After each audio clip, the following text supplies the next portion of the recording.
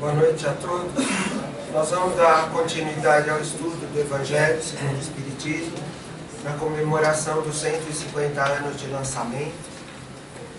E vamos dar continuidade ao capítulo 13, como o Maia falou, que a mão esquerda não saiba o que faz a direita. Nós já vimos, revezando comigo e com a Sandra, fazer o bem sem ostentação. Vimos os infortúnios ocultos, o óbolo da viúva, os comentários de Kardec, né? Convidar os pobres estropiados. E agora nós entramos nas instruções dos Espíritos. E nas instruções dos Espíritos nós vimos a semana passada, 2 Espíritos se comunicaram e deram o seu depoimento.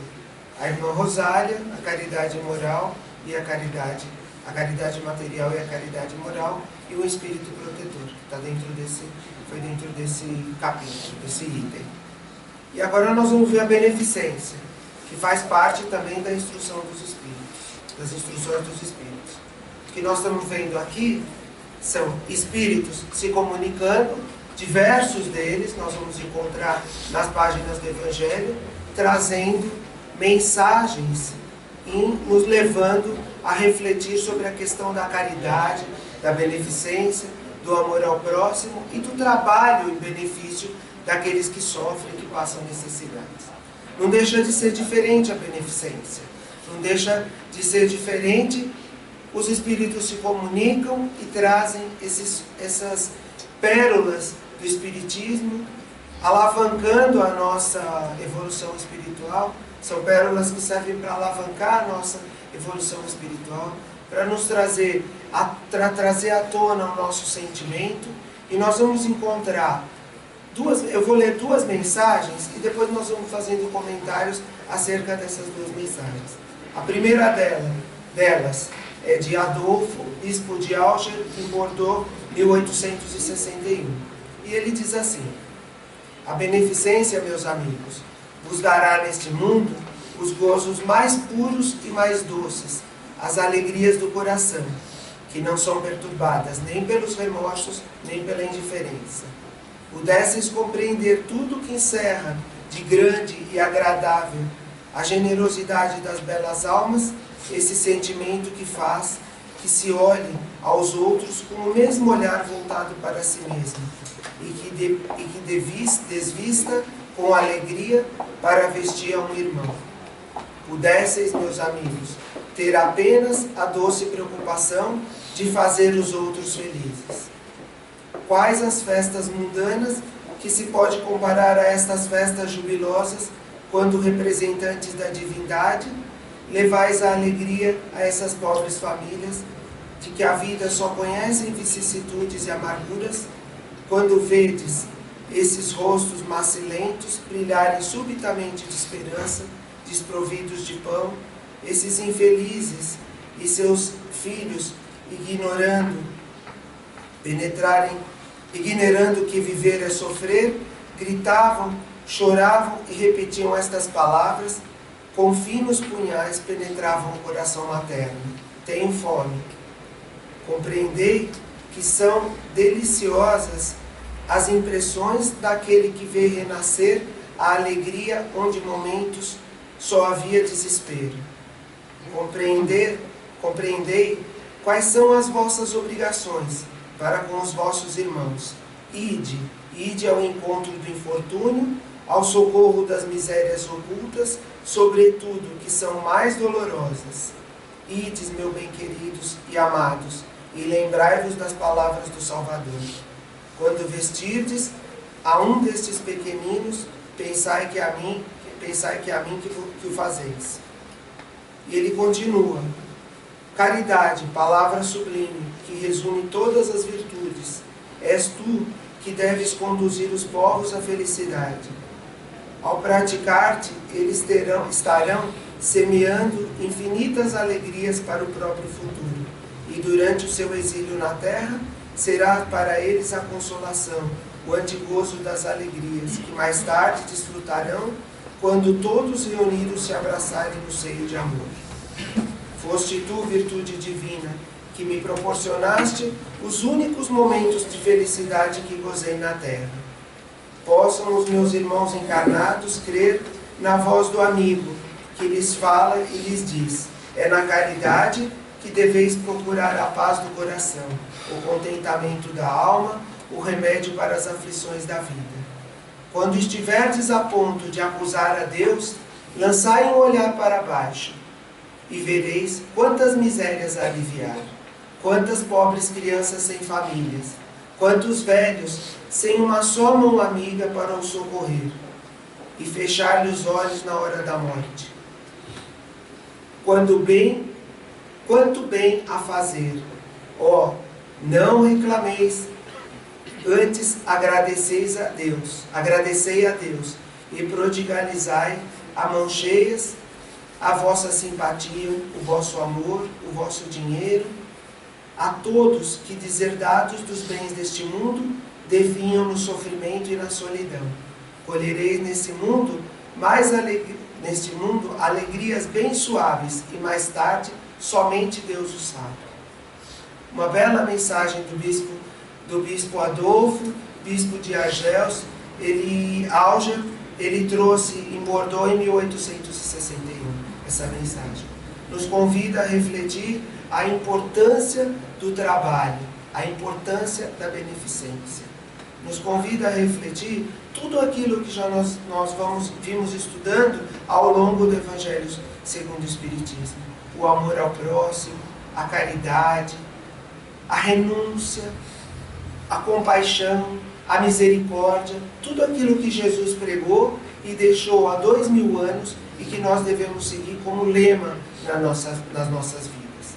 Esse Espírito traz uma grande lição, nos mostrando, do ponto de vista do plano espiritual, como nós temos visto em diversos livros do Chico, e no Evangelho também, as instruções dos Espíritos, elas servem para isso. Elas servem para nos mostrar, do ponto de vista do plano espiritual, como se sente o Espírito quando ele consegue ter algum passo na Terra, quando ele consegue dar algum passo na evolução espiritual. Como se sente esse Espírito na chegada ao mundo espiritual, quando ele passa por esse momento de ter oportunidade de ajudar o próximo. E a segunda mensagem, nós temos aqui, é de São Vicente de Paulo. Eu não sei se vocês conhecem a história de São Vicente de Paulo. Existe um filme muito bonito, dá para pegar nas locadoras, que chama São Vicente de Paulo mesmo, o nome do filme, que é uma biografia da vida dele. Ele é considerado pela Igreja Católica como apóstolo da caridade. Ele nasceu no século XVI, na França, e já na sua mocidade, ele apresentou uma característica de querer... já tinha uma característica clerical. Os pais viram que ele tinha uma tendência a se tornar um sacerdote, um padre, e ele foi enviado ao seminário. Lá no seminário ele estudou teologia, um homem muito inteligente, e conviveu, obviamente, com os reis, com as rainhas. Ele foi chamado a ser, pela rainha Margarida, esposa do rei Henrique IV, ele foi chamado a ser esmoleiro da corte. Ele fazia a ponte entre a corte e levava as esmolas da corte para aqueles que sofriam. Era chamado de esmoleiros. Ele não era o único, tinham outros. Mas o grande trabalho que São Vicente de Paulo desenvolve é junto aos camponeses em Chantillon. Ele chega numa cidade no sul da França, se não me engano, no sul da França. Ele chega nessa cidade e encontra uma cidade bastante conturbada. E o filme, na verdade, ele enfoca mais essa parte. A biografia dele enfoca mais essa parte. Porque ele foi também um jovem que estudou no seminário e dava aula para os filhos da corte para poder arrecadar dinheiro para poder pagar seus estudos, porque vinha de uma família pobre.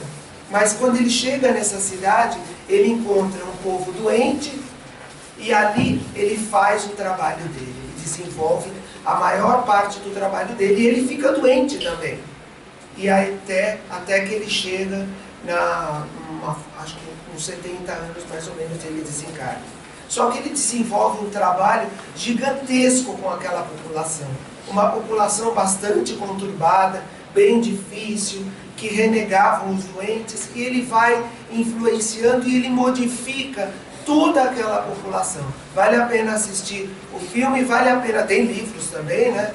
Com a biografia de São Vicente de Paulo, o apóstolo da caridade. E ele traz uma mensagem muito bonita no Evangelho segundo o Espiritismo, que foi dado em Paris em 1858. Afinal de contas, ele juntamente com todos os espíritos, trouxe mensagens também no Livro dos Espíritos, junto com os espíritos evoluídos que trouxeram todas as mensagens no Livro dos Espíritos. Então, ele também traz uma mensagem no Evangelho segundo o Espiritismo, falando sobre a beneficência. Ele nos diz assim, São Vicente de Paulo. A mensagem foi dada em Paris, como eu falei, em 1858. E ele nos diz assim: sede bons e caridosos, eis a chave dos céus que tendes nas mãos. Toda a felicidade eterna se encerra nesta máxima: amai-vos uns aos outros. A alma não pode elevar-se às regiões espirituais senão pelo devotamento ao próximo. Não encontra felicidade e consolação senão nos impulsos da caridade. Sede bons, amparai os vossos irmãos, extirpai a horrível chaga do egoísmo. Cumprido o dever, o caminho da felicidade eterna abrir-se-á para vós. Aliás, quem dentre vós não sentiu o coração pulsar, crescer sua alegria interior ao relato de um belo sacrifício de uma obra de pura caridade? Se buscasses apenas o deleite de uma boa ação, estaríeis sempre a caminho do progresso espiritual. Exemplos não vos faltam. O que falta é a boa vontade, sempre rara. Vede a multidão de homens de bem, de que a vossa história evoca piedosas lembranças. O Cristo não vos disse tudo o que se refere a essas virtudes de caridade e de amor? Por que deixastes de lado os seus divinos ensinamentos? Por que fechar os ouvidos às suas palavras, o coração às suas doces máximas? Eu desejaria que se votasse mais interesse, mais fé às leituras evangélicas, mas abandona-se esse livro, considerado como texto quimérico, mensagem cifrada, deixa-se no esquecimento esse código admirável. Vossos males provêm do abandono voluntário desse resumo das leis divinas. Lede, pois, essas páginas ardentes sobre a abnegação de Jesus e meditai-as. Homens fortes, armai-vos. Homens fracos, fazei da vossa doçura, da vossa fé, as vossas armas. Tede mais persuasão e mais constância na propagação da vossa doutrina. É apenas um encorajamento que vimos dar-vos, e é para estimular o vosso zelo e as vossas virtudes que Deus permite a nossa manifestação. Mas, se quisesseis, bastaria a ajuda de Deus e da vossa própria vontade, pois as manifestações espíritas se produzem somente para os que têm olhos fechados e corações indóceis. A caridade é a virtude fundamental que deve sustentar o edifício das virtudes terrenas. Sem ela, outras não existiriam. Sem a caridade, nada de esperar uma sorte melhor, nenhum interesse moral que nos guie. Sem a caridade, nada de fé, pois a fé não é mais do que um raio de luz pura que faz brilhar a alma caridosa. A caridade é a âncora eterna em todos os mundos, é a mais pura emanação do Criador, é a própria virtude que ele transmite à criatura. Como pretendes desconhecer essa suprema bondade? Qual seria o coração suficientemente perverso para, assim pensando, sufocar em si e depois expulsar esse sentimento inteiramente divino? Qual seria o filho bastante mau para revoltar-se contra essa doce carícia, a caridade, não ousarei falar daquilo que fiz, porque os espíritos também têm pudor de suas obras. Mas considero a que iniciei como uma das que mais devem contribuir para o alívio de vossos semelhantes. Vejo frequentemente os espíritos pedirem por missão continuar a minha tarefa. Eu os vejo nas minhas doces e queridas irmãs, no seu piedoso e divino ministério. Eu os vejo praticar a virtude que vos recomendo, com toda a alegria que a essência da abnegação e sacrifícios proporciona. É uma grande felicidade para mim ver quanto enobrece o seu caráter, quanto a sua missão é amada e docemente protegida. Homens de bem, de boa vontade, uni-vos para continuar amplamente a obra da propagação da caridade. Encontrareis a recompensa dessa virtude no seu próprio exercício. Não há alegria espiritual que ela não proporcione desde a vida presente. Permanecei unidos, amai-vos uns aos outros, segundo os preceitos do Cristo. Assim seja. E São Vicente de Paulo nos traz essa belíssima mensagem, nos convidando à caridade. São Vicente de Paulo nos traz essa mensagem. Nós sabemos que é um homem culto, o bispo é um homem culto também. Nós temos mensagens de outros espíritos sofredores, enfim, ao longo do Evangelho, nas instruções dos espíritos. Mas nós temos dois homens cultos nessas duas mensagens. O que eles querem mostrar para nós? O que esses espíritos querem mostrar para nós? Que a gente deve ter a cultura, que a gente deve ter o braço, a asa da cultura, a asa do intelecto, mas nós devemos ter, sobretudo, o desenvolvimento das duas asas, a asa do intelecto e a asa do sentimento. Nós temos a palavra caridade sendo tratada ao longo de todas das duas mensagens e de todo o capítulo, nos lembrando a importância da caridade, nos lembrando que ela é essencial para alavancar a nossa elevação espiritual, e esses espíritos trazem esse tema, nos relembram as palavras de Jesus, e eles alavancam a nossa evolução espiritual através do tema da caridade. Não é só São Vicente de Paulo, nós vamos ver outra mensagem depois, mais para frente, de Cáritas também. Nós vimos anterior a irmã Rosária, que vai até os pobres, que leva junto a filha dela, que nós vimos a semana passada. Nós temos a caridade moral, nós temos a caridade material, nós temos inúmeros exemplos. Outros trouxeram exemplos também de caridade através de suas cartas, como por exemplo Paulo de Tarso nos trouxe através da epístola aos Coríntios, da carta aos Coríntios. Ele nos mostra, ele nos fala que ainda que nós falássemos a língua dos homens, que nós falássemos a língua dos anjos, sem o amor, porque a tradução é colocada amor nos textos bíblicos, mas da tradução feita do grego, a palavra amor, ela vem como a palavra ágape, e ágape ela tem duplo sentido, ela serve tanto para amor como para caridade na tradução. Há aqueles que traduzem como amor, há aqueles que traduzem como caridade.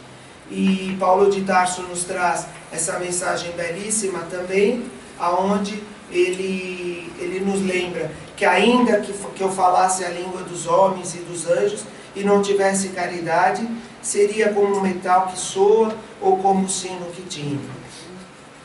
E ainda que eu tivesse o dom da profecia e conhecesse todos os mistérios e toda a ciência, e ainda que tivesse toda a fé de maneira tal qual transportasse os montes e não tivesse caridade, nada seria. E por aí afora ele diz que ainda se ele distribuísse toda a fortuna dele para os pobres, ainda que se entregasse seu corpo para ser queimado e não tivesse caridade, de nada adiantaria. E ele nos lembra que a caridade é o mais importante. Esses espíritos nos mostram que a caridade é o mais importante, que é o lema do espiritismo: fora da caridade não há salvação.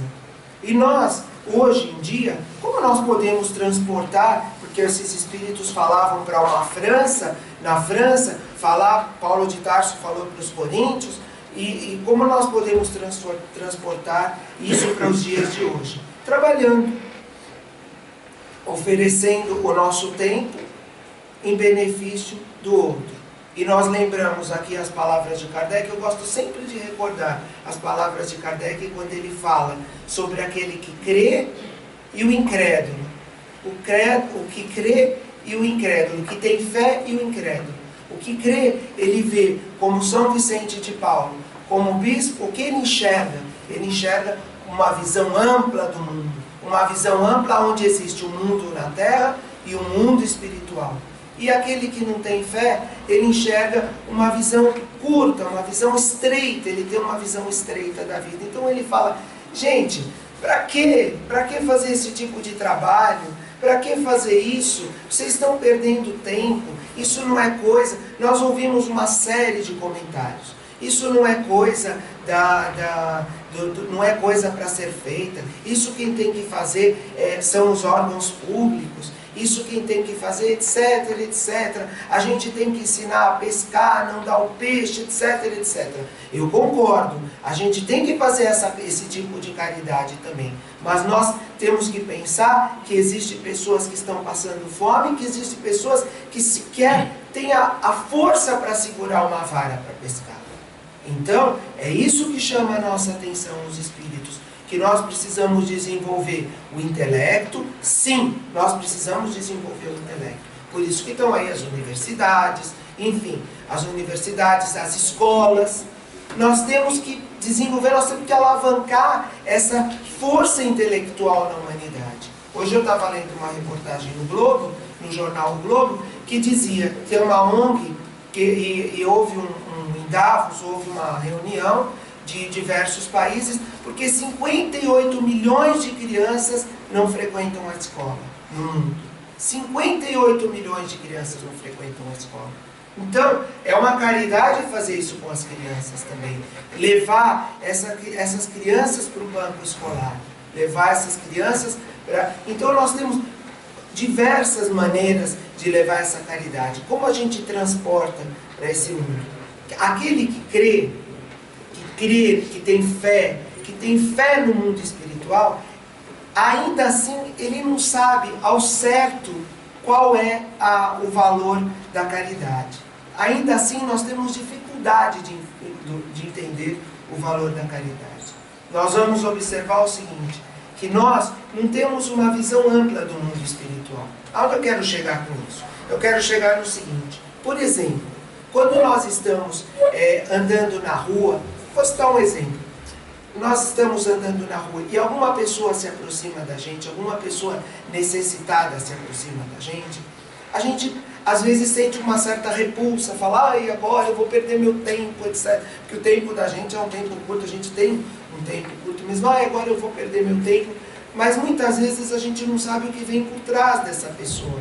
Quais são os espíritos que estão junto com ela, que colocam essa pessoa no nosso caminho, para que a gente possa levar um momento, uma palavra, enfim, um dinheiro, ou um alimento, ou qualquer coisa, a gente não sabe que espíritos estão por trás dessa pessoa.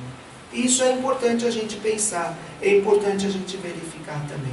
Quando a gente chega lá, quando a gente vai fazer o nosso trabalho lá na creche, quando nós vamos fazer o nosso trabalho beneficente, enfim, a beneficência ela é ampla, tem um sentido amplo, é fazer o bem, e fazer o bem a gente faz em todos os lugares, mas quando nós vamos atender uma pessoa, a gente não sabe se os espíritos estão ali, quais espíritos estão ali junto com ela, empurrando ela para falar junto com a gente, porque a gente não sabe que portas ela vai usar para dar continuidade à vida dela. Se é que ela não vai usar as portas do suicídio para voltar para o mundo espiritual.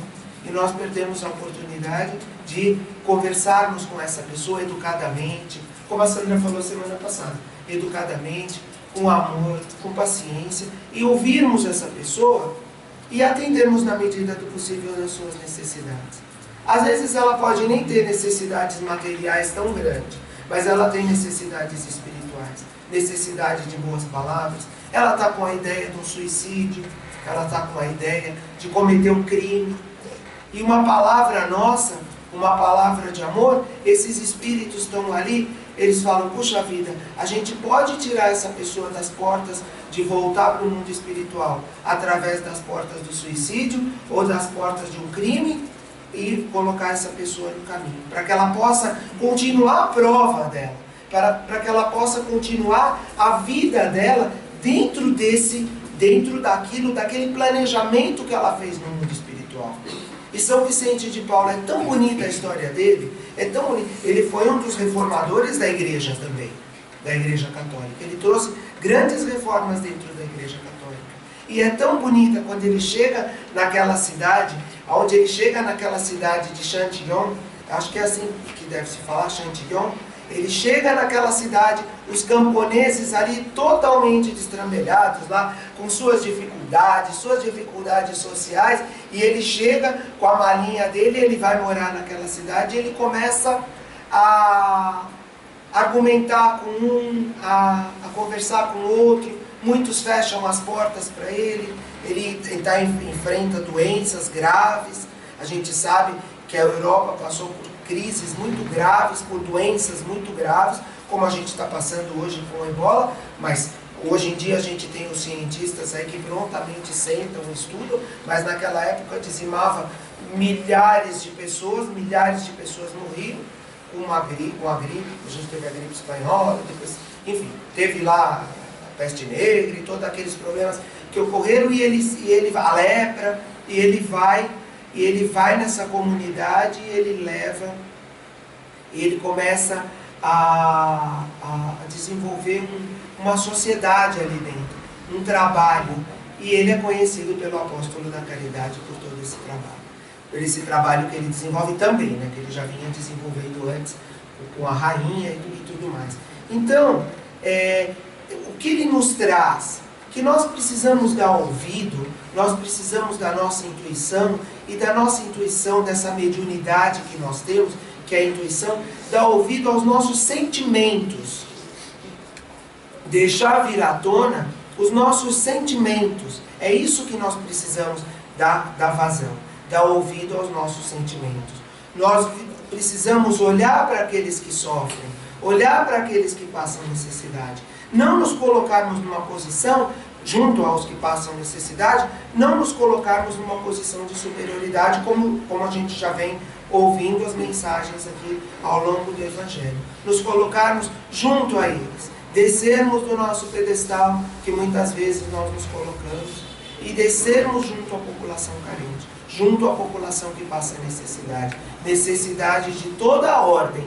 Não é só necessidade material, não é só fome, não. É necessidade espiritual. Caridade moral e caridade material.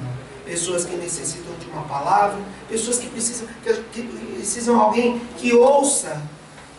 Olha a necessidade, hoje em dia, sobretudo no mundo moderno, que a gente não tem tempo, mas pessoas que possam ouvir as nossas dificuldades, ouvir os nossos lamentos, os nossos momentos de dificuldade. E,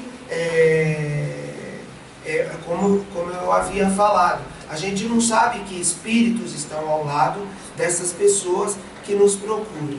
Ontem à noite, nós estávamos estudando aqui no centro, eu estava dando aula para as crianças.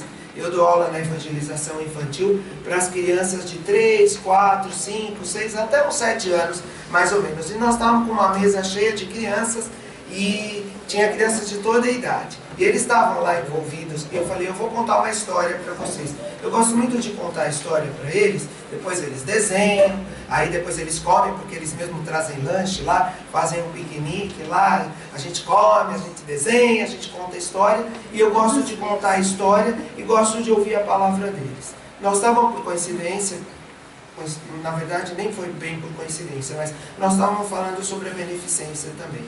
Eu gosto de contar uma história para eles que é a seguinte: o Hilário Silva tem um livro que é psicografado pelo Chico Xavier chamado Almas em Desfile. E tem uma história lá, obviamente eu vou fazer um bom resumo da história e transformei para as crianças, eu não fiz do jeito que eu vou falar aqui. Para as crianças eu ainda fiz uma coisa assim bem mais infantil.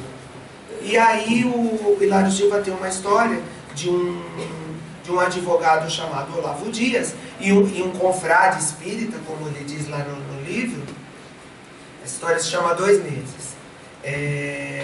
Ele tem um confrade lá, que ele fala, eu tenho um confrade espírita, que aconteceu o seguinte: ele estava numa confeitaria em São Paulo e um homem maltrapilho entra nessa confeitaria. E eu gostaria de deixar claro que não foi assim que eu contei para as crianças, tá? Que vão falar, Deus do céu, que aula é essa, né? Mas a história é mais ou menos assim. E eu contei para eles de uma forma lá, procurei ilustrar de uma outra forma. E esse Olavo Dias, ele é um confrade espírita, como ele disse, estava numa confeitaria em São Paulo, e entra nessa confeitaria um homem maltrapilho, com o rosto encovado, como ele descreve ao longo da história, magro, e ele entra na confeitaria e rouba um pacote que estava em cima de uma mesa ou de um balcão ali naquela confeitaria, e sai com aquele pacote. E o povo começa a gritar, ladrão, ladrão, e o segurança lá da confeitaria, uma pessoa da confeitaria, vai e segura esse homem, Olavo Dias, segura esse homem, e ele gritam, ladrão, ladrão, seguram o homem e tal, e aí esse homem que estava dentro da confeitaria, esse espírita que estava dentro da confeitaria, fala, não, ele não é ladrão, não, ele é um empregado meu, que está foi pegar um pacote para mim, se enganou, e pegou um outro pacote. Ele não é ladrão, ele é um empregado meu. Enfim, ele mente ali para as pessoas, para o homem não ser preso, e ele leva o homem lá para fora da confeitaria e fala para ele, escuta, meu filho, o que está acontecendo? Olha, eu sou espírita, não deveria mentir lá dentro, falando que você era um empregado meu, mas me conta o que está acontecendo com você. E o homem conta para ele a história dele, fala assim, olha, eu sou uma pessoa, eu tenho 6 filhos, estou desempregado, doente, e meus filhos estão passando fome. E se via pelas características dele. Meus filhos estão passando fome. Eu entrei, vi um pacote e peguei e ia levar comida para os meus filhos que estão passando fome. E aí esse Olavo fala para ele, mas como é que é a sua história? Ele conta a história dele lá, tal. E ele conta a história, ele mora no bairro de Vila Maria, e ele fala assim, olha, eu vou dar meu endereço para você, você me dá seu endereço, eu vou lá na sua casa e vou verificar a necessidade da sua família, mas você não faça mais isso, etc, etc. Ele fala, tudo bem, e dá um endereço para esse homem, para esse Olavo, ele pega o carro dele lá, muito provavelmente, ou a condução dele lá, e vai até a Vila Maria, na casa desse homem, e encontra uma família em extrema penúria. O homem doente, a mulher com os 6 filhos, e não tinham o que comer. Então o que ele faz? Ele promete para ele que ele vai dar uma ajuda, e ele dá uma ajuda mesmo. Ele leva a cesta básica, ele dá um dinheiro para aquela família, ele dá alimento, ele dá alimento, ajuda a família, etc, etc. E a família fala para ele, olha, um dia nós vamos retribuir tudo isso que você está fazendo por nós. E aí ele fala que ele não espera a retribuição, e vai e continua a vida dele, e essa família se recupera e tal. Aí passado alguns meses, 2 meses, né, no caso, ele tá lá, ele vai fazer uma viagem para o Rio de Janeiro, e ele está lá no aeroporto, esperando para embarcar para o Rio de Janeiro, está sentado lá esperando para o voo dele, e na hora que começam a chamar para o voo, no aeroporto, que eles anunciam um voo e as pessoas têm que ir para a sala lá do embarque, aparece para ele o homem lá.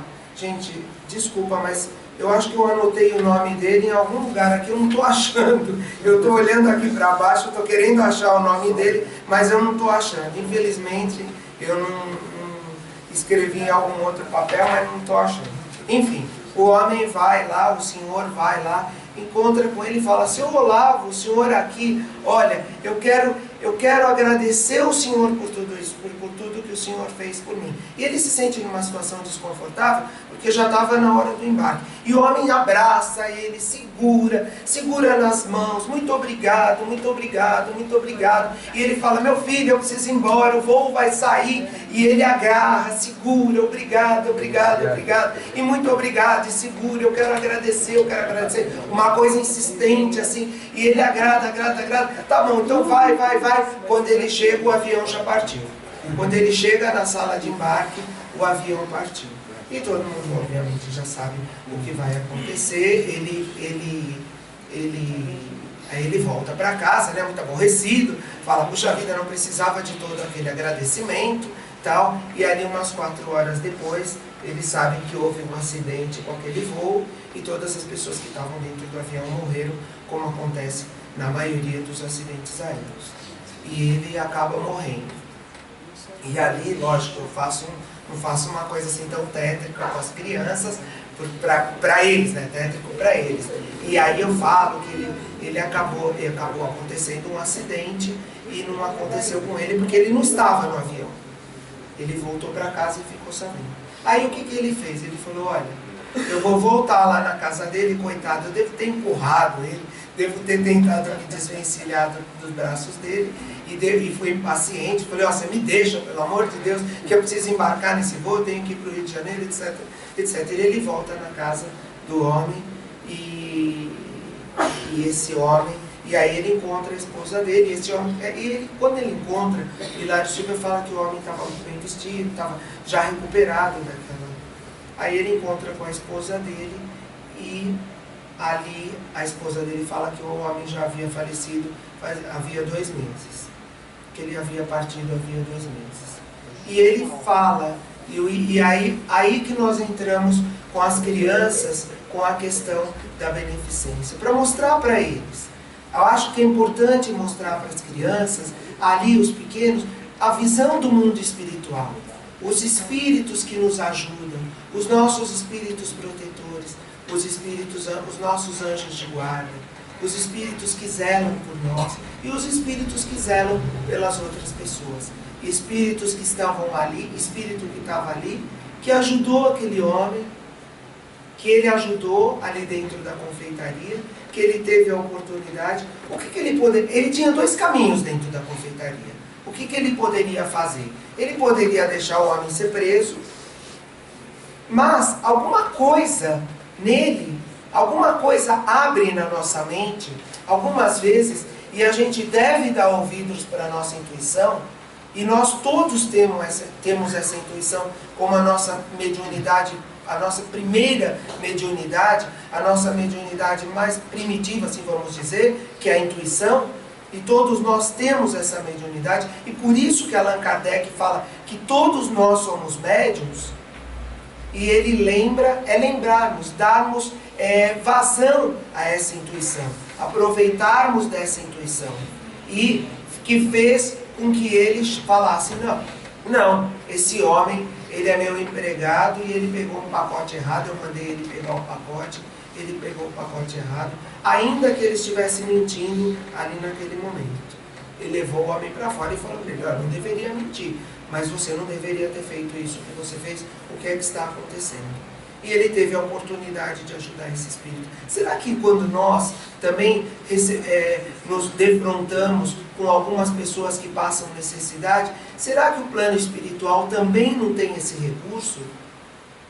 Será que isso não serve para a nossa meditação? Quais são os recursos que o plano espiritual utiliza? Uma vez o Paulo estava sentado aqui, o Paulo Rossi estava sentado aqui, eu falei, essas artimanhas do plano espiritual, usei essa palavra artimanhas, ele imediatamente me corrigiu e falou, Valtinho, não são artimanhas, são recursos.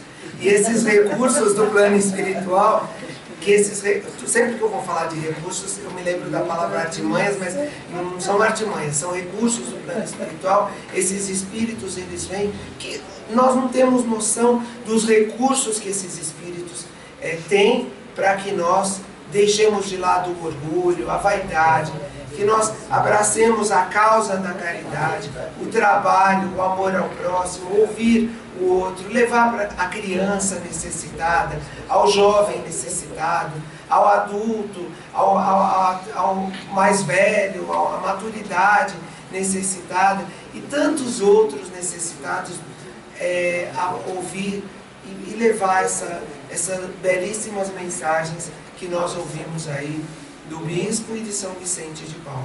Então é um convite para a nossa reflexão, é um convite a pensarmos quando o plano espiritual, como age o plano espiritual, porque nós somos pessoas de fé, nós já saímos daquela incredulidade que o Allan Kardec fala, do homem incrédulo, nós já deixamos. Eu creio que nós, pelo menos um passinho muito estreito nós já demos, um pequeno passo nós já demos, de deixar, porque nós acreditamos numa outra vida, nós acreditamos num outro mundo, no mundo espiritual. E nós sabemos que o contato desses espíritos conosco, ele é um contato estreito. Nós vivemos mergulhados em dois mundos, o mundo espiritual e o mundo material. Nós não devemos pensar que nós estamos separados do mundo espiritual. Não, o mundo espiritual, grande parte do mundo espiritual está intrincado ao mundo material. E nós somos orientados por diversos espíritos, mais do que nós imaginamos, como dizem os espíritos lá na resposta a Allan Kardec, quando ele pergunta até que ponto os espíritos influenciam a nossa vida. E ele responde, os espíritos respondem, mais do que nós imaginamos, esses espíritos influenciam a nossa vida. Então vale isso para a nossa reflexão, vale lembrarmos da caridade.